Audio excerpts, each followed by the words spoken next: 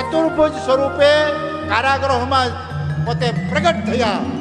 બોલીએ કૃષ્ણ ભગવાન કી. ભગવાન પ્રથમ ચતુર્ભુજ સ્વરૂપે કારાગૃહમાં પ્રસન્ન થાય છે, પ્રગટ થયા છે. અને હવે દેવકી અને વસુદેવ ભગવાનને એમ કહે છે કે પ્રભુ તમે તો બ્રહ્મ બનીને આવ્યા, તમારે તો બાળક બનીને આવવાની વાત છે, પણ આદેશ કરવો જોઈએ.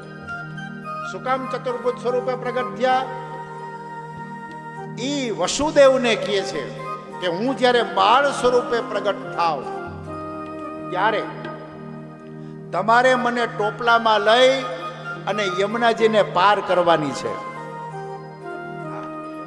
અને તમે જ્યારે મને ટોપલામાં ધારણ કરશો, એટલે કે મસ્તક ઉપર બ્રહ્મને તમે ધારણ કરશો, બ્રહ્મ એટલે ભગવાન, મસ્તક ઉપર તમે બ્રહ્મને ધારણ કરશો એટલે જે આ બંદીખાનું છે ને, તાળા દીધેલા છે ને, સતત ચોકી ફેરો છે ને, આ સિપાહી બધા સૂઈ જશે અને બંધનો આપોઆપ તૂટી જશે. આ પ્રભુ છે.